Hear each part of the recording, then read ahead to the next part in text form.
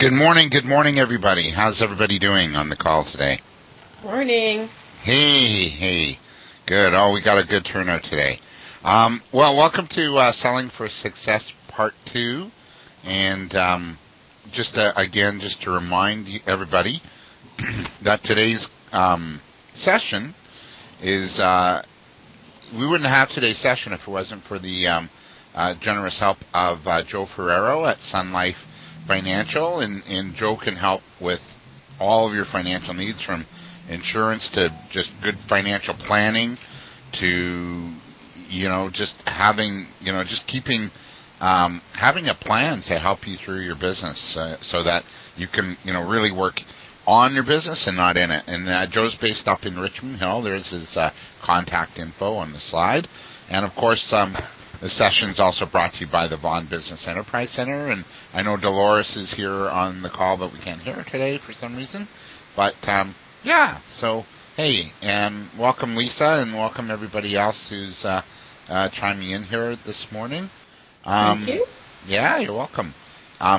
Let's get started, because we've got a lot of content to look at. What we're going to, kind of look at over the next several weeks is knowing yourself, knowing your niche, and also we're going to look at that really today, knowing your niche and the power of niche marketing. Also warming up the sales call. We're going to look at that in the next week or so. Developing a sales action plan. Do you have a plan? Anybody have a plan, like a sales plan? I have a sales plan. I'm in the middle of developing it. Oh, excellent. Good. Yeah. And I'm noticing, okay, Rakesh does, that's good. Selling is a good conversation. We'll look at that. That really, we're going to try and demystify this fear, overcoming the fear, because a lot of us have a fear about selling, and that's just, that's got to go.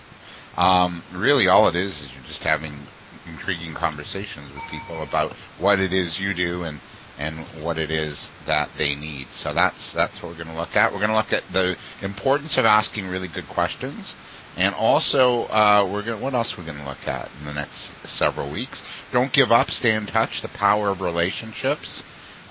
Really, really important that it's all about relationships in this day and age as well.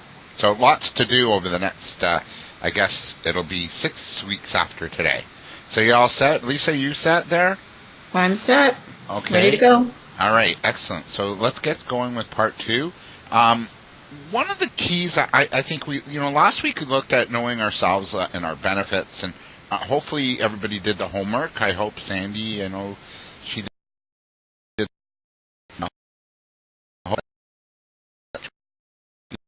In your value proposition, practicing it. Did you get a buddy or a mentor? Anybody? Yeah? Yes. Okay, you did? Good, okay. So this week, that was really about, last week was about knowing ourselves and our value and our benefits and what makes us attractive to our clients. This week we're going to look at, figuring out who is our ideal client. Give some thought to this, because this is really important. This is going to really cut down on a lot of time wasted if you know who you're going after. What do they say in sports? I think, you don't get a goal if you don't take the shots, but you got to know, what you're shooting for. So who's your ideal client? Have you done an ideal client profile, so that when they show up, you go, oh, yeah, that's an ideal client for me. So what is it that makes them ideal? Do they pay you on time? Do they appreciate you? Do they value your ideas? Do they treat you well? Is there maybe a niche client that you really love to serve? A good niche, like a little pocket, I remember when I used to be in the promotional products industry, and I used to focus on packaged goods companies and high-tech companies. And the reason for that is because I understood their needs. I understood why they needed to order or buy products. So it wasn't just about selling the latest and greatest mug or pen or T-shirt. It was really about, hey, we've got something that I think can really help you in your business because we understand how your business operates. So is there a little bit of a pocket or a niche where you really get them and you can really be of service to them and sell to them. Also, you want to think like in terms of a client, like if you're working on a client list, who is it that's got the greatest needs for your services? You know, who is it that's got that? What are their characteristics? What are their demographics? What age, sex? How often do they buy? Things like that. You've got to really start to do your homework and really get to know who that ideal client is, and also get clear on what challenges and problems they have and how you solve that. So that's a really important piece. I love, looking at, developing like a niche for myself, like a little bit of a pocket. And when you can be able to niche like on a really targeted audience, it helps you focus your marketing and your sales strategies. So it cuts down on time wasted, money not spent properly on your marketing, and your sales strategies are geared towards that very targeted group or a group of people. So really important to know that. Also, you become known in that category when you niche. Like usually there's very little competition in a niche, so that's kind of nice, right? It's a very competitive marketplace. If you can niche, there's very limited competition as well. So also less time wasted, clearer directions in terms of your overall approach, marketing and sales approach. So I know, Lisa, I can hear you. I can't hear some of the others this morning. Okay.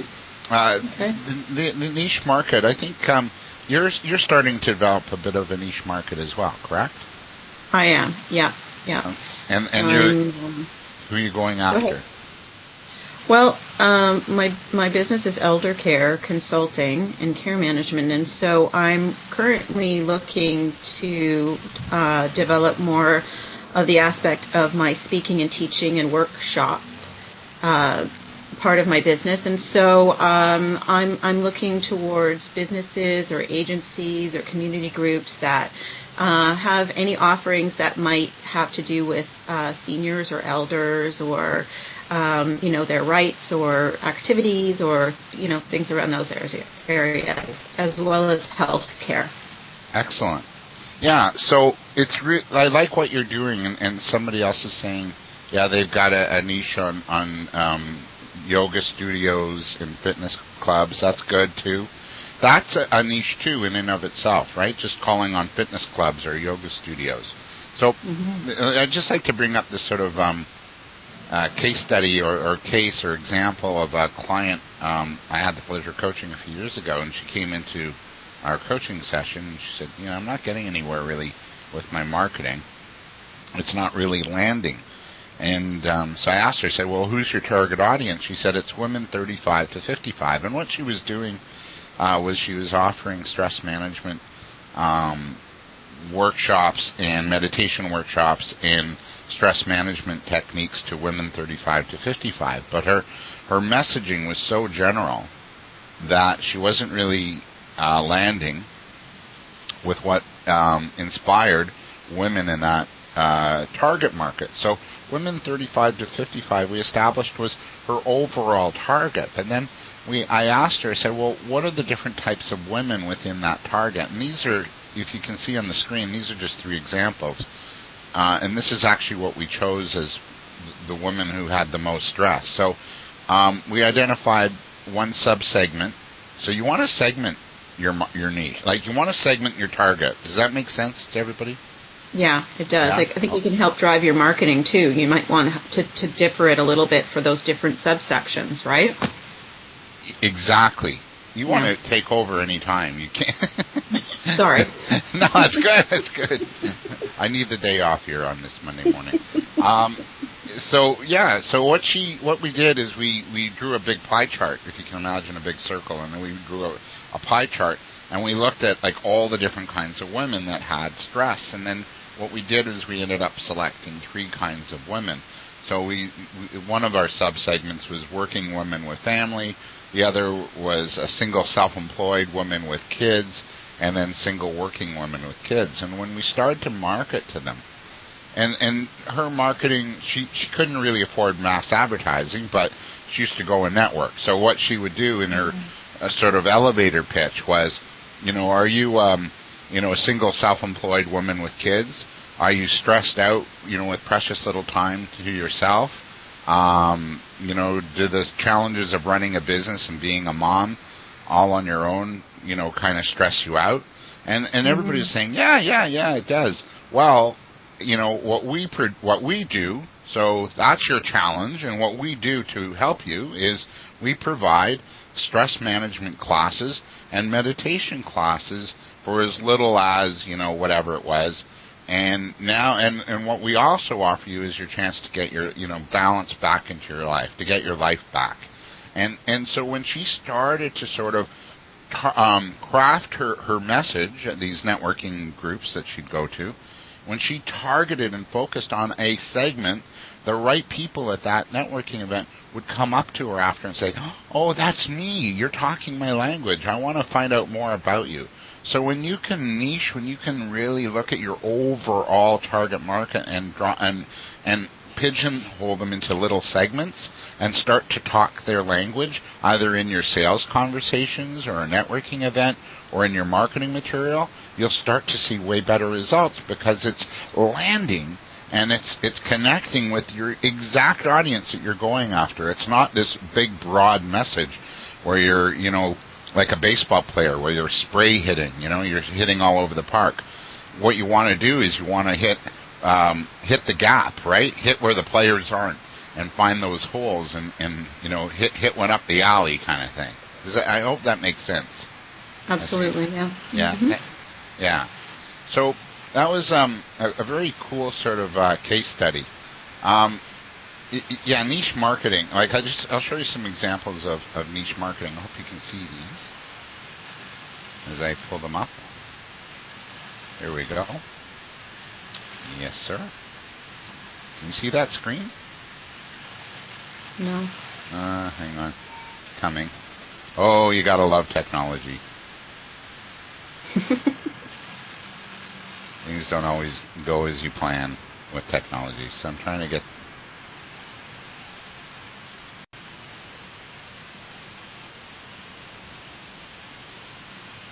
Okay, I'll just talk about it for now. One is marketing for hippies. This is a colleague of mine out of Edmonton. This is a great niche market because it's marketing services for businesses in the sort of the green and alternative healthcare sector, right? So, that's a very targeted audience that my friend Tad Hargrave is going after. It's marketing for businesses in the alternative health and sort of the green sector. So he's helping other businesses in that sector make a difference. All right, or do well. So I like what he's doing. I really do. I think he's definitely on the cutting edge. Vaughan Mompreneurs. See if that link works. Of course, nothing's working here this morning. That's great. We can. Can you see it on your own, or like if you no? No, we can see your great niche examples page with the actual addresses. Okay, so I'll just speak to them then. Yeah, nobody else is seeing it either. Vaughan Mompreneurs. That's a networking group in Vaughan, and they're just focusing on mompreneurs, moms in business. So that's really smart, right? Because moms in businesses have very unique and different concerns than maybe a single woman would, right? So they're addressing the needs of that very specific target group. The foodcoach.ca, my friend Sabia runs the foodcoach.ca. Just in her name alone, you get exactly what she does. She's the food coach, and I like that. That's a very clear cut in niche. And also Zipcar, their slogan is "Wheels when you want them." So Zipcar is that short-term car rental when you need them, when you need a car, but you don't want to have a car all day and spend a ton of money. And anyway, I think that's a very, very unique sort of niche market in that they're appealing to a very certain and very specific kind of person, sort of an upward mobile person who's got their license, but maybe they live in the city and they just don't need a car to get around. But on occasion, maybe to go to IKEA or get the big thing of groceries or move something, they're going to need wheels. Wheels when you want them. So those are really 4 really good niche marketing examples. So I want you to take a moment and think of your target market. What are some sub-segments within that target market that you can focus in on? What do you know about that niche? Like, do you have facts, figures, and studies about that market that you know about? And what issues or challenges do you feel that niche market has? And how, in your business, can you solve those challenges? So just take a couple minutes, and I'll just be a little bit silent here for a sec, okay?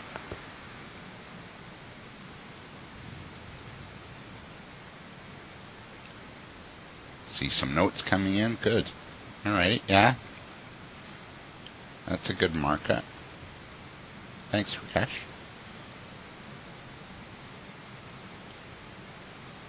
Yeah, your market's stressed out. Good one. And they want to get in shape, yeah. So how do you solve those issues?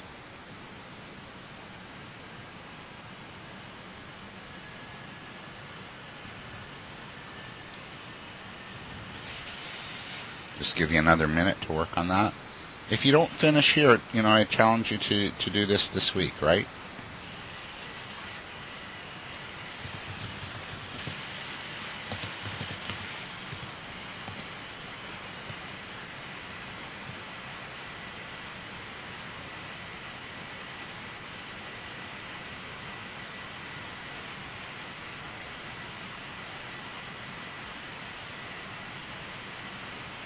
Okay, so let's hear what some of you got. Okay, most of you are typing in. Yeah, the issues of wanting to stay in shape, getting older. That's good. That's a good segment. So it's companies within a certain sector. That's excellent. So like a certain industry. That's a niche. That's good. Excellent. Good stuff. So here's again, I already alluded to this, the power of the niche, but just some really good niche marketing success stories. Kentucky Fried Chicken. When Colonel Sanders was starting that, he was going head-to-head against McDonald's at the time, and I think some of his thinking was, okay, I've got something that's really different that can compete with the hamburger. So that was part of, his success formula, aside from this, secret, herbs and different herbs and spices.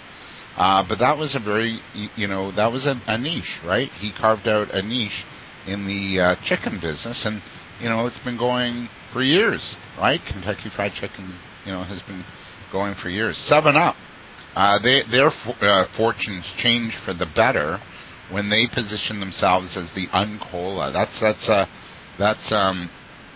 That's a really very distinctive niche. They're a soft drink, yes. We're a cola, yes, but we're not. We're the Uncola. I'm just reading the meeting chat board here. You address the needs of caregivers and the stresses while caring for their elder family. Okay. So you've identified the stress and the pain that people are in, and then how you solve it. So that's a very important part. Thanks for that. Gray Plus Insurance, car insurance for people 50 plus. That's a niche market. Or my friend Kina Veer at Health Salon Health Yoga, she developed this yoga studio and methodology for yoga called Yoga for Round Bodies, and she's trademarked it. And what Tina is a very wise and astute businesswoman here in Toronto. Her studio is down at Christie and DuPont, I think. And she is a woman who's a plus-size woman, but loves to be in shape or exercise, and loves yoga and the benefits of yoga. And she felt that as a plus-size woman, she didn't entirely feel comfortable going to a normal sort of traditional yoga studio, and or let's say a fitness club like a Good Life Fitness or something. So what Tina embarked on doing was developed and studied yoga and developed yoga for round bodies for other plus-size women to take.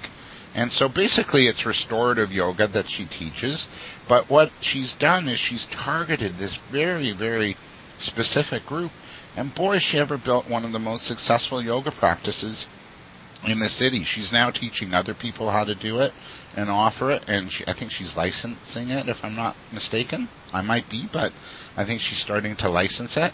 And she's trademarked yoga for round bodies. And what she's done is she's provided a beautiful, safe environment for other plus-size women to come to her studio without being judged, without feeling a little outcast, like a bit of an outcast, and she's created a beautiful, warm, loving environment in her studio for other plus-size women to partake and enjoy the benefits of the health benefits of yoga. So that's a great niche market story, because it's a very distinct market, and she's really, really servicing it well. Now, here's some benefits to what Tina's done. She's now the go-to person in the media to talk to and interview around any issues that plus-size women have, self-esteem issues, beauty, health, fashion, whatever. They actually will call Tina for an interview. She's now positioned herself as in that niche, but she's also positioned herself as an expert. So that's really one of the benefits of having a niche market, because you start to stand out. People start to identify you as you're the expert in this field. Not only does the media recognize that, but also your customers will as well. So that's pretty sweet. And then a food caterer only offering vegetarian food. That's a very distinct, again, unique market. So I just want to open this up for a little bit of discussion here. You own a tire store, and you realize you want to launch an ad campaign, and you realize that there's more distinct markets. This is a bit of a niche marketing case study. There's more distinct markets and segments than you ever imagine, and you discover your clients vary from families to families, or from your clients varies from families who are concerned about safety and their budget to the boomer market who want value and reliability. But then you also get young men who love speed and performance tires. Another segment or niche market that comes in to buy tires are single women 30 to 45 who want to know they're not being oversold to. So those are four very distinct sort of niche markets that all are in the tire buying market. So my question to you is, how do you approach and sell to these distinct markets? So how do you approach families on a budget? So let's see. Okay, yeah. Guarantees, extra value, a warranty, okay, same as a guarantee. Oh, like a gift with purchase, yeah, not a bad idea. A free offer like a tire alignment, timely appointments, excellent, good. I'm just seeing this in our meeting chat here. What about boomers wanting reliability and value? So yeah, again, guarantees, good. And okay, just like price matching. Also product matching, you can test it to any product. What about men who want speed? What do you like there? Okay, Lisa, you're commenting. How would you market? I'm at a loss on that one. I don't know about men who want speed. Well, think of Danica Patrick, I guess. The pretty race car driver, right? So maybe you have pretty race car drivers, and feed the need for speed, or like what's that guy Vin Diesel in those movies, right? Yeah. So some like really flashy marketing, like pictures or something that relate to that. Exactly. What about women who don't want to overpay and get taken for a ride? Pardon the pun. Is that your market? That's me. Yeah. That's your little niche. So how would you market to yourself? What would work for you? I think a lot of those other points would also work. Things like price matching, that would make me feel really comfortable to know if I could bring in an ad from somewhere else. I think like a guarantee. for the work and for the price, that would make me feel comfortable as well. Okay, good. Yeah, and who else has got some comments? Like an after the service checkup and follow up. So just to make women feel really cared for. That's good. That's on the chat here. Good, excellent. So really important, though. The thing is that you might sell tires, but you've got. I just want to make you aware that even though you're selling tires, there's so many distinct different markets and different types of consumers that are coming in to buy, and each of them have very specific challenges and needs and wants, and you've got to address that in your sales conversations and in your marketing materials too. And if you can, smart businesses are sort of honing in on maybe one or two and of those sort of markets and really focusing in on them. You might see like McDonald's or Tim Hortons sometimes runs like these slice of life ads, I call them, and you'll see like the various types of people enjoying a McDonald's meal together. So it's the grandfather with the kids, right, with the grandkids, or it's the young families, or with their kids, or it's the busy working woman, right, grabbing a quick hamburger on the way to a meeting, or it's the teens, the hanging out at McDonald's and just hanging loose and texting each other and eating hamburgers, whatever. So what they're showing you is the various markets that they appeal to. That can everybody enjoy a McDonald's meal? Yes, but here are the various groups, and they're kind of reaching and touching every kind of consumer type. So we're just going to pass on this just for the sake of time, and I want to move to this other part of researching your customer. Last week we talked about researching your own industry.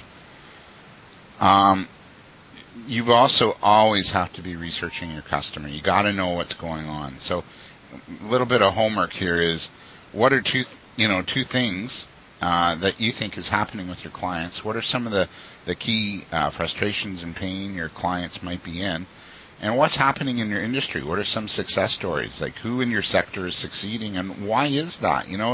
If you want to really fast track your success, model yourself after the leaders in your industry. And why are they leading? What are they doing well? And can you kind of do a little R&D, and that's not research and development, but that's rob and duplicate on successful companies. Also, if you can tap into what's their mindset, their business model, what's the recipe for success, what are they doing that you need to be doing?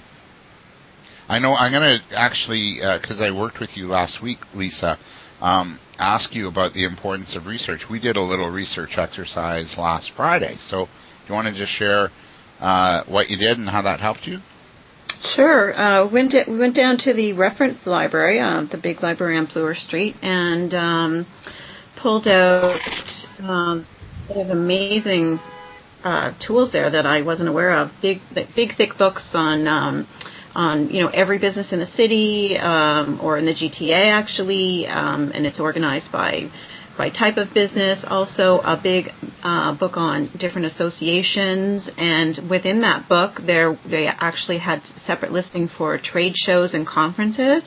And so I was able to go through and look for at the back of the index, look for things that would trigger me for my business. So of course anything senior or elder care, health, any kind of health associations that might relate more specifically to seniors, diabetes, heart, dementia, et cetera, et cetera. So, and it was amazing to be able to just see all of these possible people to market to, and the listings were really wonderfully informative because they had website addresses, they had phone numbers, physical addresses, a description of what the association was about, and contact names. And these books are put out every year, so they're really pretty much, pretty current. So now you've developed a contact list Right. That's more in keeping or would have an established need or affinity for what it is you're doing, right? Yeah, for my offering, exactly. Right. Yeah. So that's the importance of research, and just for the rest of you, you want to be really become a student of the game. Really understand what's going on with your clients. Really understand sort of the challenges they're in. So that when you're having sales or marketing conversations, or even if you're sending out a brochure or a postcard, you're speaking to those challenges and frustrations that your clients are experiencing, and then you're there as a problem solver. You're there with ideas and solutions. But one of the things you have to do and be mindful of when you're researching, okay, who am I going to call on? Who's my niche market going to be? Is do your homework, do your research on, and find out what are the companies and organizations that for sure have a need for what it is you're doing. I think that's really critical. Thanks for sharing that, Lisa. That's really, really important. I also pulled a little piece of statistics. Like I did a little proposal the other day to an agency that I thought might be able to use a couple workshops. And so what I did is I included just a little tiny piece of statistic, to kind of further the curiosity. And it was a workshop for younger people who are thinking about are going to try being entrepreneurs for the summer, but they may be entrepreneurs down in the in the future, or they'll work in businesses. But I sort of included this little statistic that currently seniors make up 14% of the population, but by 2041, when these youngsters will be really busy in the marketplace and they'll be the majority of the people sort of running our marketplace, the seniors will represent more than 25% of our population. So that's a quarter of our population. That's an important, that's a huge percentage. Yeah, and it's a huge market for someone younger going into business. They're going to need to be able to sort of meet their needs. That's great. So if you can get research about your market like that, like statistics, like what's going on in their world, and then it's like building your business case, and you build your business case with facts and figures and data. So, one of the little tips and things I like to do is I like to go to Google and then Google News up top and look, and then I type in stories about my industry, and then on the bottom they'll ask, do you want to subscribe to this? And I go, yeah, I'm going to subscribe to a Google News alert about stories about my industry. And it'll ask me how often do I want it. I always get them in once a week. You can get them every day if you want, but once a week is more than ample. And you want the best stories. And then what I start to do is I start to load up on stories about my market and my industry, so that now when I go and talk to them, I can talk to my clients and say, here's the challenge. Here's what's going on. Like what you just alluded to yourself, Lisa, and then I'm seeing that online too. Is understand what's going on in your client's world, and then you can really build your business case that way. And someone's going to want to hear you, because now they're going to say, oh, you're not just selling me. You're not just calling me because you got the greatest, latest product. You want to really help me with a problem and challenge that I have, and people are going to be more apt to want to, see you and meet with you. So that's really important. I just want to look at the 6-step sales process, and this is sort of what we're going to really explore in greater detail over the next 6 weeks after today. We've talked about the importance of research. So research really not only does it help you, understand the market and the trends but it really does help you position yourself as a true thought leader, as a real solutions provider. So knowing how your industry impacts your client's life, knowing what the issues and the challenges of the day are for your clients, and then coming back to them with those ideas and solutions. So really the importance of research. So I've developed a sales process that we're going to really hone in on over the next 6 weeks, and it does start with research. Then it starts with prospecting, and we're going to talk a bit about that next week. And by the way, next week's call is on Tuesday, because Monday is a long weekend, so we're going to do it on Tuesday. So yeah, we got to prospect, we got to connect with people, we got to network, we got to meet people and talk it up. And one of the things with prospecting that I really caution you not to do is don't sell. You don't want to sell on the phone. What you want to do is you want to engage.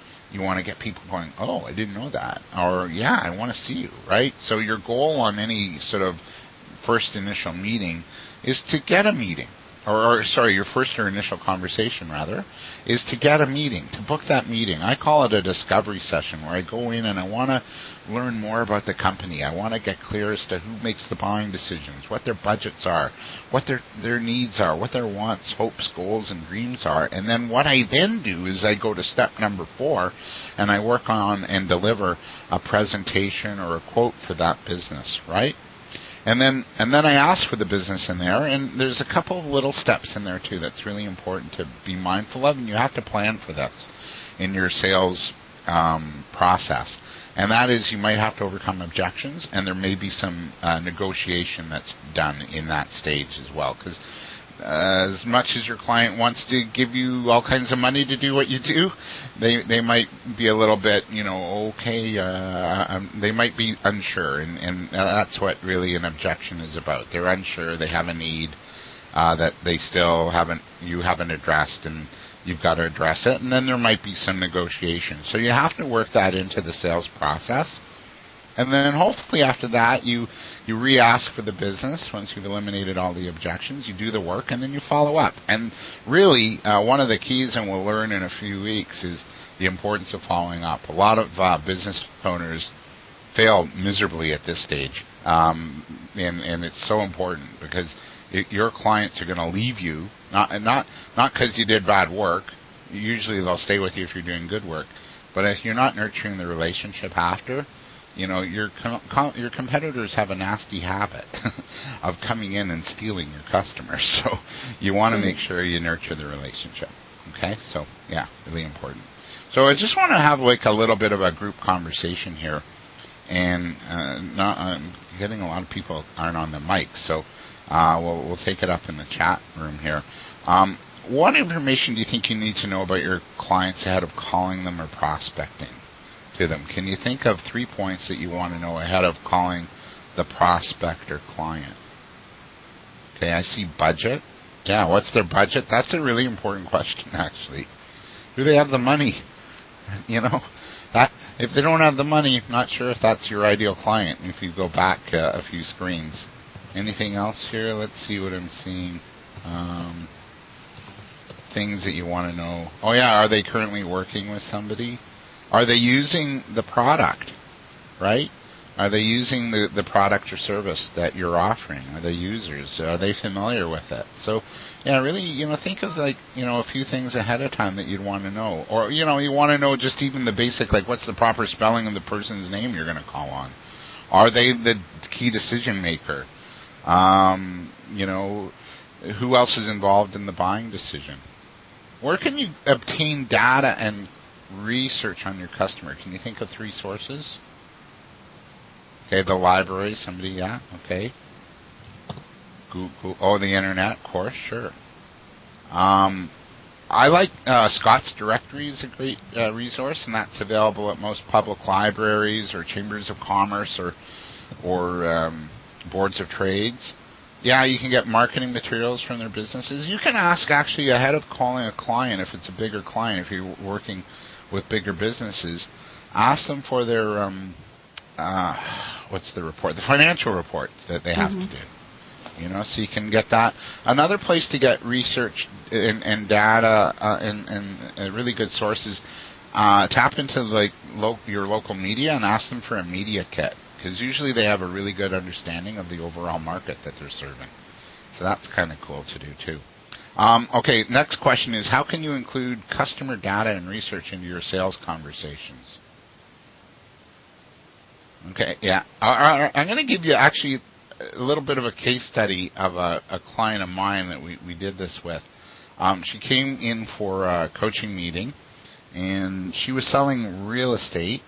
And basically, this was back in 2008, in the height of the recession. And she came in saying, oh, man, I'm not getting any business. There seems to be a real, slowdown in the industry, and nobody's wanting to meet with me and everything. So I just, I said, just let's relax first and let's do some research, right? So we went on to Google, because really at that time that's the only resource I had available to me and to her. And so we went on to Google News, and we found a story out of Florida, of all places. Because if you recall, Florida at that time during 2008, during that real estate debacle in the States, Florida was really hard hit. Anyway, the story basically, it said, what was the story? The story was that homes that were staged were getting 9% more in the resale value of the house, and they were selling faster. So we started to use that data in her sales conversations, and she started to get appointments again. So that was really kind of cool. And why does knowing a client's issues or problem ahead of time help you entice a client and get them to respond more openly to your call, your offer, your conversation? Any ideas? Lisa, do you have any ideas? Anybody? Can you repeat the question? Sorry, go ahead. It's the last point. Why does knowing your client's issues? Yeah. Well, then you can directly answer their need. Right. Every business has a specific need, and so you can speak to it. Sometimes you can even point out a need they didn't even realize they had. Good. Yeah, I'm seeing some other comments like, okay, yeah, it helps you sort of connect with the client faster and build like a more instant rapport. I'm seeing. Good. Excellent. So do your research, like really, really get to know your customer ahead of time. What's going on in their world. So I got homework for you this week, even though it's a long weekend. Still want you to work. I want you to think of your top 3 clients. What do you know about them now? And then how does knowing this information help facilitate the sales process? What are 3 new bits of information you want to know about these clients? Is there something else that you can find out about them that can help you really, sort of position you as an expert, number one, but also to help cater to their very specific needs and raise their interest level in wanting to have a meeting with you? Because to me, once you have a meeting with a client, that's almost like that's like the gates are open to really, forming good long-term business relationships. It's the challenge of getting that meeting that can be a little interesting, to say the least. And then this week, what I want you to do, I want you to actually call in 3 of your best clients and book a planning session with them, just to go and discuss their needs, their wants, their goals, their budgets, things like that, and find out how you can serve your clients and prospects even better for the rest of the year. And that's due for next week. On Tuesday, we're going to convene on Tuesday of next week. So that's it for now for this week. Any last questions? Are we okay? Really, the importance of really getting to know your clients, that and get into your prospects' world. I'll just share a very cool little commercial I loved. I thought it was like, wow, that's perfect, that ad.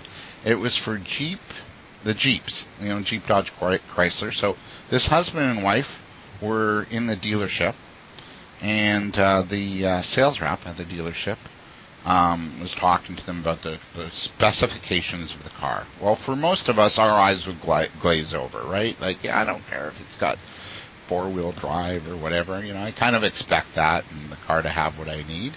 But then he said, but did I tell you that, the car comes with, the Jeep comes with $800 worth of free gas and you can collect points for Jeep Rewards merchandise. And all of a sudden, the husband and wife go into a little bit of a dream sequence, right? They kind of they go into their heads, and the husband is in his new Jeep. He sees himself in his new Jeep, dirt roading it, going, yeehaw, free gas, woohoo, right? And then the wife, her scene, her little visualization is, oh, Jeep rewards points. So she's there on a camping scene with her family, and the tent's pitched, and then they've got Jeep merchandise like the barbecue and the tent and the cooler, the Jeep cooler, and their family's around, and they're having a beautiful family time camping together, right? So these little dream scenes take, all of like 15 seconds each or 10 seconds each. And then when they come back to the showroom to talk to the sales rep, they say, we'll take it. And they both say, we'll take it. Why is that?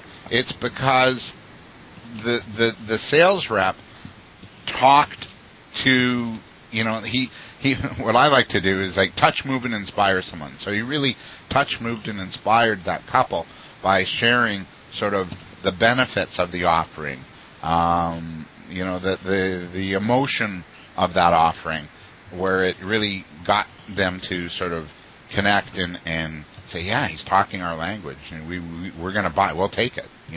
That was a really good example. It was a really cool ad campaign that was out about 3 years ago. Also, and thanks, I'm seeing a reminder here that someone. I want to just share with you there's a site that I recommend and a book I recommend by Harvey Mackay. It's called How to Swim with the Sharks Without Getting Eaten Alive. And Harvey Mackay's developed a tool that you can download on his website. Just look up, I think it's harveymackay.com.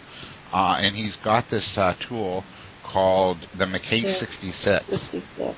Yeah. Do you use it? Are you using it, Lisa? Yeah. Or? Yeah, that's what I was just trying to remember. I forgot what it was called, the Mackay. Yeah, I knew it was 66 questions. Yeah. So this is the importance of really getting to know your clients, because it really, as he says, it humanizes the sales experience, and it does. He asks each client, he'll ask his clients, his stakeholders, his suppliers, 66 questions about themselves, like, where did you go to school? What are your hobbies? What are your interests? What sports do you like? Where do you do volunteer work? What's your wife's name? What are your kids' names? When's your birthday? When's your anniversary? And he's not going to ask. And for those of you on the call, and I'm saying, okay, do I do that all at once? No, you don't do that all at once. You ask those 66 questions over time, and you just keep a little notation or a little book on your customers, and you write down that information. So guess what? When it's your birthday, Harvey Mackay is going to send you a birthday card, or call you, or maybe if your favorite sports team's in the playoffs, he'll connect with you and say, hey, good luck. The Montreal Canadiens are doing really well, or whatever, right? So what happens is the business relationship now becomes like a much more personal relationship. It's those personal touches. It's that personal touch that's going to differentiate you. And the way to really personalize the relationship is to really do your homework and get to know your customer. So you might want to download this week the Mackay 66, 66 questions that he asks every client. And what does he sell, by the way, Harvey Mackay? He sells envelopes. So right. To me, an envelope's an envelope is an envelope. But what differentiates him is his relationships with his clients are like untouchable, because he knows them so well.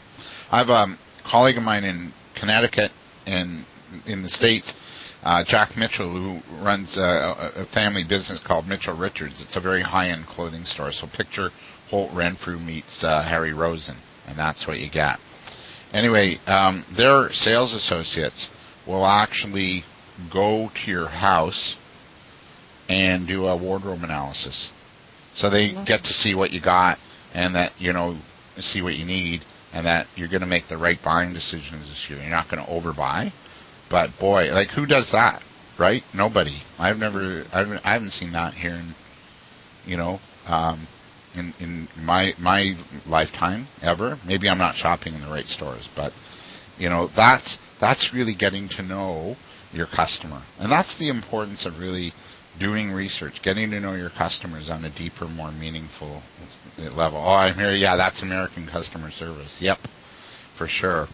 So that does it for our call this week. That's where if you have any questions, I just want to thank Dolores again at the Vaughan Business Enterprise Center.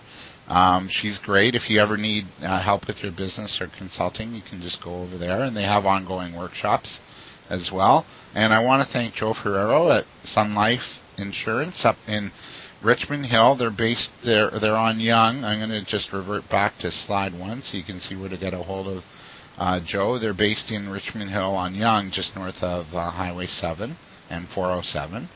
On the